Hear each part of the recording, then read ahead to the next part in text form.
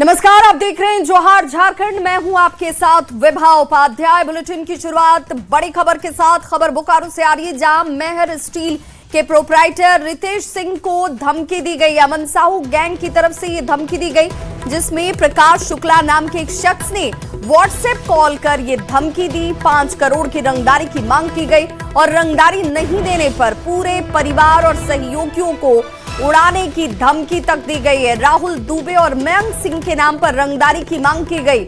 मामले की जांच फिलहाल जारी है और इसके बाद कार्रवाई करते हुए सुरक्षा देने का काम किया जाएगा, ये बात सामने आ रही है।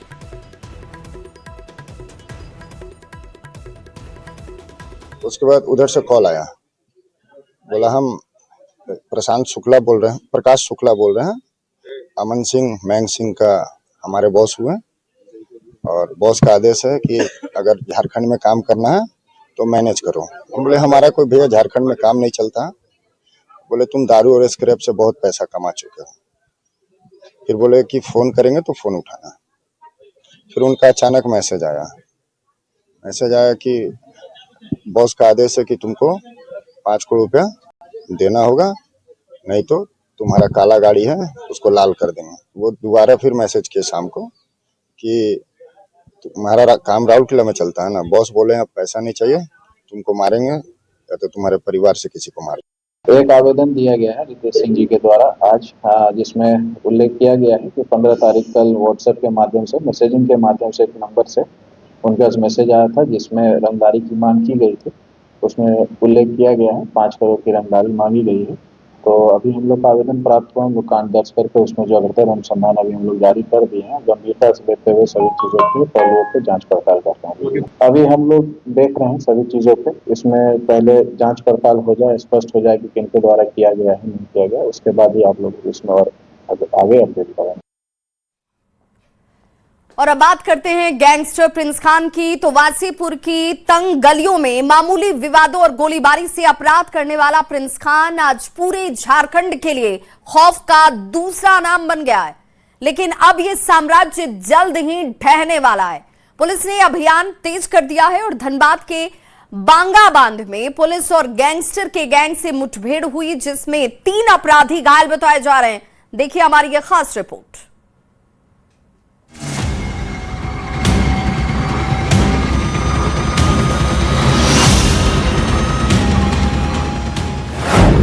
धनबाद में गोलियों की गूंज, पुलिस का एक्शन, जनता की उम्मीद। गैंगस्टर के गुर्गों पर ताबड़तोड़ एक्शन। प्रिंस खान का खौफ जल्द होगा खत्म। क्या प्रिंस खान का साम्राज्य अब ठहरने वाला है? जनता अब चैन की नींद सो पाएगी? कभी दुबई तो कभी पाकिस्तान में बैठकर झारखंड में आतंक का नेटवर्क चला रहा गैंगस्टर प्रिंस खान के गैंग पर पुलिस का शिकंजा कसता जा रहा है। गैंगस्टर प्रिंस खान के गुर्गों पर एक बार फिर बड़ी कार्रवाई हुई है। पुलिस की प्रिंस खान के गुर्गों से मुठभेड़ हो गई, जिसमें गोली लगने से 3 अपराधी घायल हो गए। रांची में रेस्टोरेंट में गोलीबारी और धनबाद में इकबाल खान के ड्राइवर पर गोलीबारी में शामिल थे। बागा बांध में रांची और धनबाद पुलिस ने ये संयुक्त कार्रवाई की। इस एक घटना में अपराधियों का खोजबीन करते हुए यहाँ पे पहुंची थी। हम लोग को सूचना दी, उस सूचना के आलोक में फिर कार्रवाई में आज सुबह। सर कितने अपराधी थे सर? देखिए यहाँ एग्जैक्ट नंबर बता पाना भी मुश्किल है, क्योंकि कुछ लोग यहाँ से भाग गए हैं। 3 इंजर्ड हैं और जो भागे हैं उसकी गिरफ्तारी के लिए टीम लगी हुई है। तो एग्जैक्ट नंबर अभी बता पाना मुश्किल है। तो सर ये तीनों अपराधी जो थे वो प्रिंस खान के लिए काम करते थे? धनबाद और रांची की संयुक्त टीम ने प्रिंस खान के 3 गुर्गों के साथ में इनकाउंटर किया है और जिसमें पुलिस की गोली से 2 अपराधी घायल हुए हैं। वहीं एक अपराधी कूदने के क्रम में उसका पैर टूट गया और वह भी घायल हो गया। इससे पहले भी गैंगस्टर के गुर्गों पर पुलिस का एक्शन देखने को मिला था। बता दें 2026 में अब तक धनबाद में प्रिंस खान के गुर्गों से पुलिस की 2 बड़ी मुठभेड़ हुई है। पहली मुठभेड़ 8 मार्च 2026 को सराय ढेला में हुई। वहीं दूसरी मुठभेड़ 16 मार्च 2026 को बैरागढ़ थाना क्षेत्र में, दोनों घटनाओं में अपराधी और पुलिसकर्मी घायल हुए। पुलिस ने हालिया दिनों में प्रिंस खान गैंग के खिलाफ कड़ा अभियान चलाया है। मुठभेड़ में कई गुर्गे घायल हुए, कुछ गिरफ्तार हुए। पुलिस ने ये साफ कर दिया है कि प्रिंस खान गैंग को जड़ से खत्म करना है। अब देखना होगा कि ये साम्राज्य कब तक ढहता है। न्यूज़ 18 के लिए रांची से ओम प्रकाश और धनबाद से संजय गुप्ता की रिपोर्ट।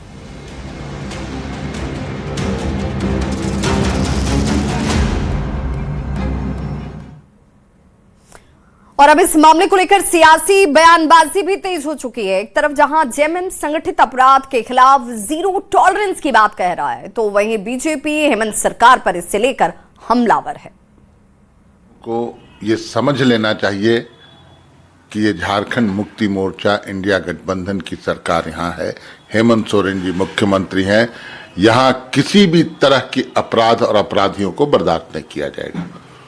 पुलिस एक्शन मोड में नजर आएगी। कई एक मुठभेड़ पहले भी आपने देखा कि अपराधियों के साथ हुई, अपराधी मार गिराए गए और नहीं तो फिर सरेंडर किया, अपराधी हो या नक्सली हो।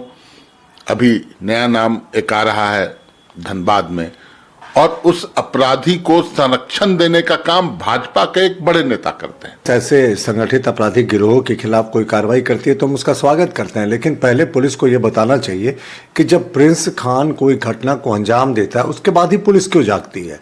और सबसे बड़ी बात, इसी हेमंत सरकार के कार्यकाल में प्रिंस खान फरार हो गया था साहब, वो पुलिस कस्टडी से फरार हो गया था और आज तक उसको फरार कराने में मदद करने वाले पुलिस अधिकारियों पर कोई कार्रवाई नहीं हुई।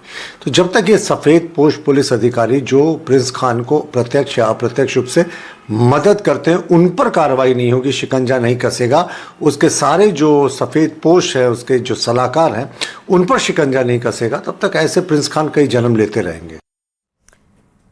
झारखंड विधानसभा के बजट सत्र के 15वें दिन कई मुद्दों की गूंज सुनाई दे रही है। विधायक सरयू राय ने आर्टिफिशियल इंटेलिजेंस पर सवाल पूछा।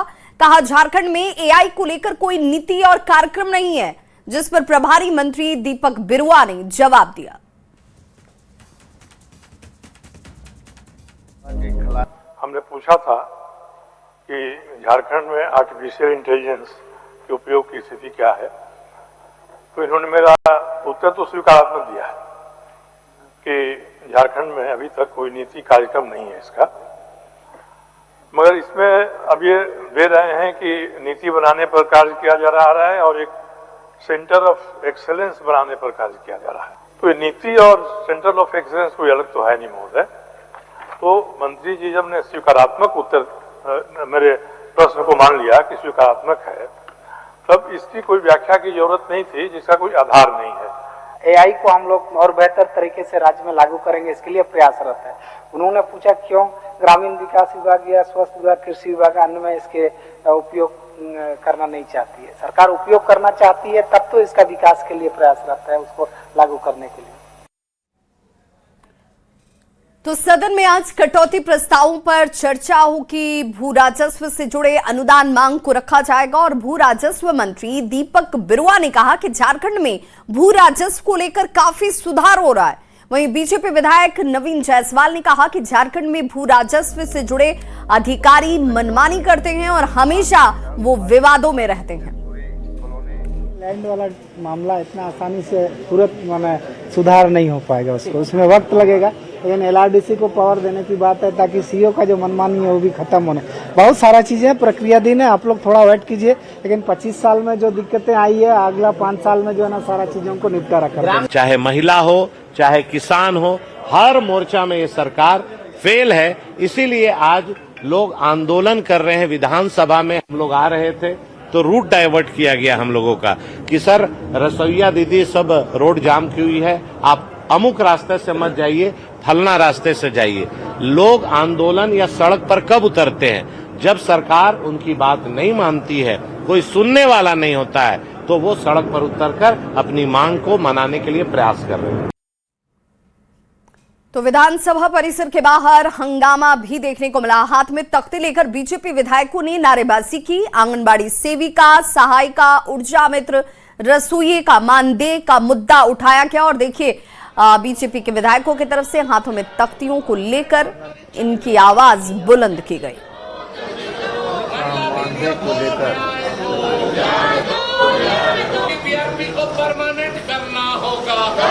न्यायालय का आदेश आ गया है कि आपको 31 मार्च तक परीक्षा लेनी है और अभी तक आपने नियमावली फाइनलाइज भी नहीं किया है, तो आप इतने दिनों कर कितना दिन बचा हमको 31 मार्च में? क्या इतने दिनों में सारा नियमावली भी बन जाएगा, सारी चीज हो जाएंगे?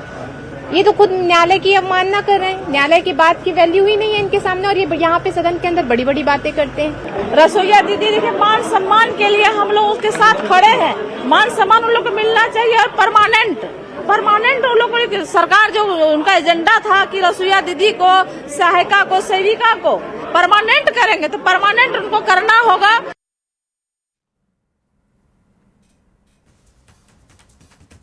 करनी चाहिए और उनके साथ जो समस्या है, आज वो सारे बहनें ही खुद आंदोलनरत है, संघर्ष कर रही है, रोज आवाज उठा रही है। ये बीजेपी बीच में कहां से आई? हम तो जनता की आवाज को ही उठाते हैं कि जनता के बीच में कहीं कोई तकलीफें होती है, दिक्कतें होती है, अगर हमारे पास कोई लाते हैं लोग, तो उसी आवाज को हम लोग सदन में भी उठाते हैं, सदन से बाहर भी हम लोग उस आवाज को उठाते हैं। झारखंड विधानसभा में रक्तदान शिविर का आयोजन किया गया, जिसमें मुख्यमंत्री हेमंत सोरेन, मंत्री और विधायक ने रक्तदान किया। इस दौरान विधानसभा स्पीकर रविंद्रनाथ महतो ने कहा कि रक्तदान करना बेहद जरूरी है, सभी लोगों को रक्तदान करना चाहिए। रक्तदान करने से शरीर में रक्त की कोई कमी नहीं होती। 6 माह में आप रक्तदान कर सकते हैं।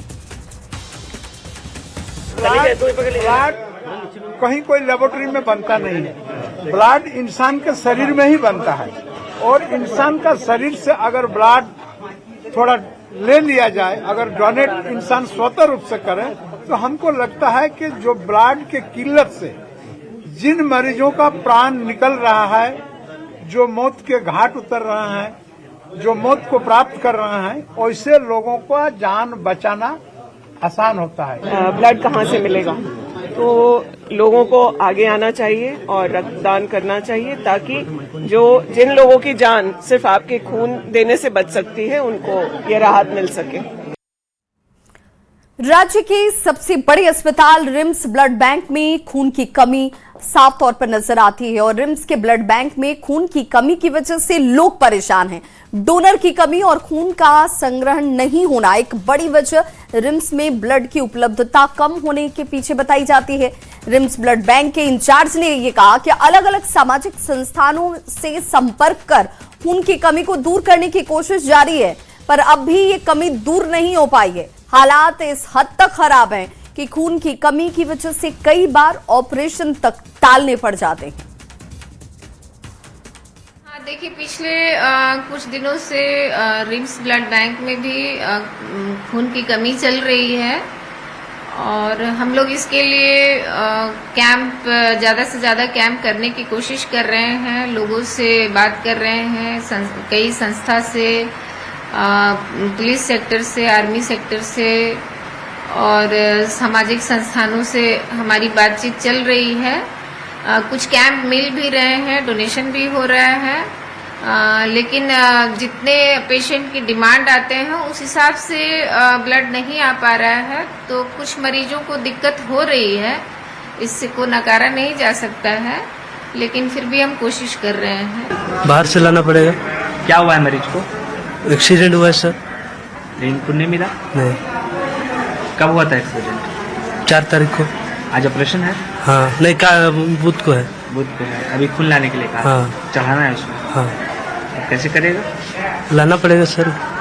बाहर से खरीदोगे? हाँ। डोनर है तुम्हारे पास, मतलब कोई देने वाला? देने वाला तो हम ही है, लेकिन नहीं देंगे सर। क्यों? देखना मेरा भी दिक्कत होगा ना सर। जामताड़ा के नाला प्रखंड के प्राथमिक विद्यालय घोड़जोड़ में शिक्षा की स्थिति दयनीय नजर आती है। यहाँ केवल एक शिक्षक के सहारे स्कूल का संचालन हो रहा है। स्कूल की स्थिति बद से बदतर हो चुकी है। मात्र 76 छात्र और छात्राएं यहाँ पर अध्ययनरत हैं। स्कूल के प्रिंसिपल का पद भी खाली है। स्कूल में पढ़ने वाले छात्र और छात्राएं गरीब परिवार से आते हैं, जो प्राइवेट ट्यूशन या कोचिंग का खर्च नहीं उठा सकते।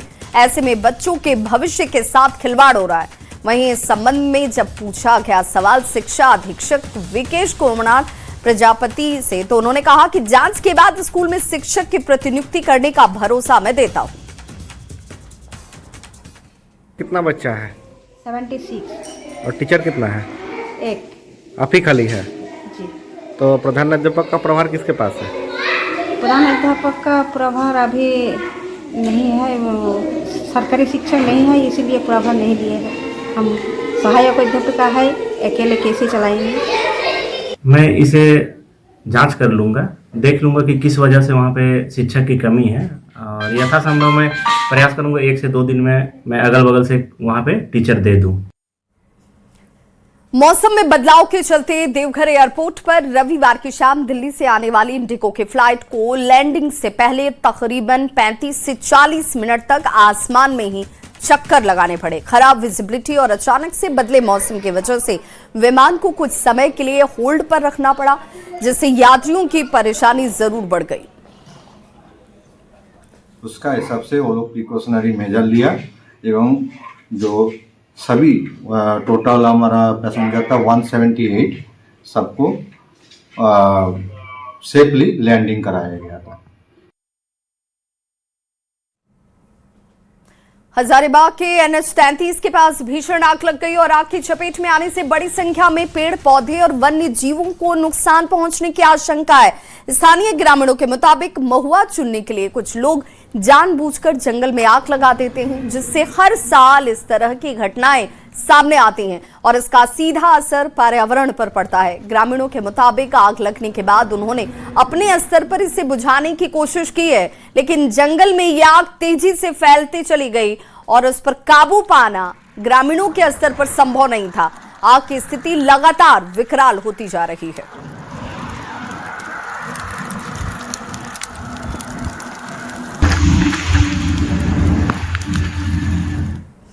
तो वहीं सिमडेगा के जंगलों में भी लगी आग तेजी से बढ़ रही है। जंगलों के छोटे पौधे और छोटे जीव जंतु को नुकसान इससे हो रहा है। जंगलों में फैलती ये आग गर्मी के चलते नहीं, बल्कि यहाँ के ग्रामीण खुद लगाते हैं। न्यूज 18 की पूछताछ में ग्रामीण महिला ने कहा कि जंगल में आग लगाने से महुआ चुनने में उन्हें आसानी होती है। अब सवाल उठता है कि सिर्फ महुआ चुनने के लिए जंगल को आग लगाकर नुकसान पहुंचाना कितना सही है। मौसम है ये सिमडेगा जिले के लिए वनोत्पाद खासकर महुआ को चुनने के लिए जो है ग्रामीण जंगलों में आग लगा देते हैं। तो कुल मिलाकर कहा जाए तो तत्कालीन लाभ के लिए पर्यावरण को दीर्घकालीन नुकसान दिया जा रहा है। ग्रामीणों से अपील करते हैं कि जो है से महुआ चुनने के लिए पत्ता को झाड़ू से हटा दें। महुआ चुने कोई दिक्कत नहीं है, लेकिन आग लगाएंगे तो उन पर विभागीय जो भी कानूनी कार्रवाई होगी की जाएगी। वैसे हम लोग गांव में सभी ग्रामीणों को एकजुट करके ग्राम सभा के तौर पर मीटिंग कर रहे हैं। गुमला नगर परिषद के नवनिर्वाचित उपाध्यक्ष रमेश चीनी ने जनता के बीच अपनी जीत का जश्न मनाया। आतिशबाजी और नारों के बीच अपने समर्थकों के साथ शहर में भव्य विजय जुलूस निकाला गया। जगह जगह व्यवसायियों और नागरिकों ने रमेश चीनी को फूलों की माला पहनाकर और मिठाई खिलाकर स्वागत किया।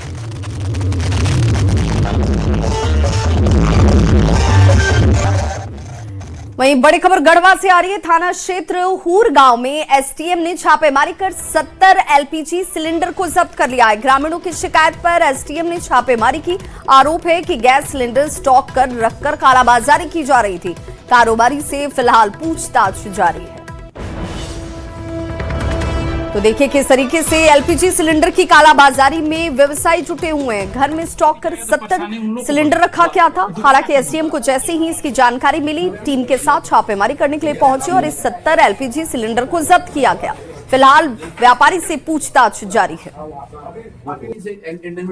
वहीं बोकारो में एलपीजी सिलेंडरों की उपलब्धता को लेकर हाल के दिनों में सामने आई कुछ असुविधाओं और उपभोक्ताओं की शिकायत का उपायुक्त ने संज्ञान लिया है। उपायुक्त अजयनाथ झा ने गोपनीय स्थिति कार्यालय कक्ष में एक महत्वपूर्ण बैठक की और इसी बैठक में जिले में एलपीजी आपूर्ति व्यवस्था की स्थिति पर विस्तार से चर्चा हुई।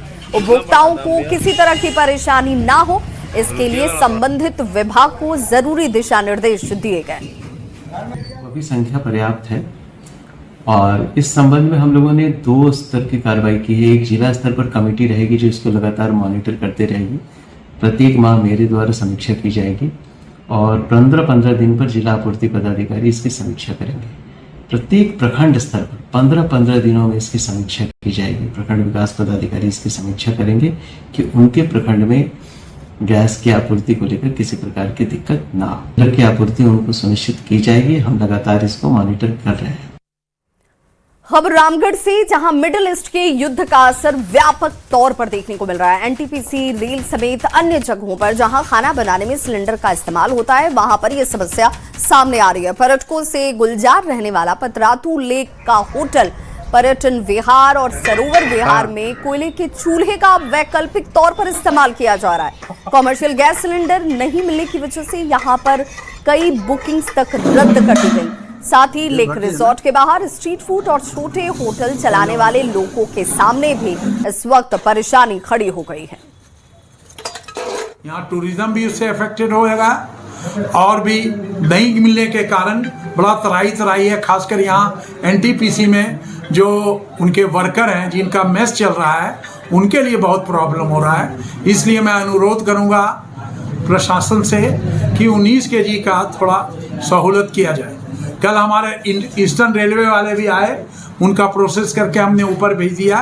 उनका वो मेस नहीं चल रहा है ईस्टर्न रेलवे ड्राइवरों का, तो काइंडली जरा इसमें प्रशासन। मिडिल ईस्ट में युद्ध का असर अब रसोई पर भी पड़ने लगा है। खास करके कॉमर्शियल गैस जो है सिलेंडर, उसकी सप्लाई पर प्रभाव पड़ा है। और इस वक्त मैं मौजूद हूँ पतरातू के लेक रिजॉर्ट के होटल पर्यटन विहार में। आप देख सकते हैं यहाँ कोयला भी रखा हुआ है और दूसरी तरफ ये देख सकते हैं कॉमर्शियल सिलेंडर यहाँ रखा हुआ है। लेकिन फ़िलहाल ये सिलेंडर जो है ये जंजीरों में जकड़ा हुआ है, यानी कि इसमें गैस नहीं है। इसको लिए यहाँ पर वैकल्पिक व्यवस्था की गई है। देख सकते हैं यहाँ पर कोयले का चूल्हा यहाँ बनाया गया है। चूँकि पर्यटन विहार और यहाँ सरोवर विहार में प्रतिदिन सैकड़ों की संख्या में झारखंड के अलावा आसपास के बिहार, बंगाल और उड़ीसा से यहाँ पर पर्यटक पहुँचते हैं और उन्हें भोजन परोसा जाता है। लेकिन 11 मार्च से यहाँ पर कॉमर्शियल गैस सिलेंडर नहीं मिल रहा है। इसके कारण जो है यहाँ पर प्रबंधक ने कोयले का चूल्हा यहाँ पर बनाया है, जिस पर खाना बन रहा है, कस्टमर को दिया जा रहा है। दिक्कत तो काफ़ी हो रही है क्योंकि कोयला के चूल्हा में वो प्रेशर नहीं आता है। फास्ट फूड हम सर्व नहीं कर पा रहे हैं गेस्ट्स को। जो मेनू भी हमने काफ़ी कम कर। तो हम लोग कभी कोयला चूल्हा में काम नहीं किए हैं, पहली बार कर रहे हैं सर। अच्छा, तो इसमें दिक्कत आ रही है? दिक्कत बहुत आ रही है सर। यानी किचन पर काफ़ी असर देखा जा रहा है। जावेद खान, न्यूज़ 18 रामगढ़।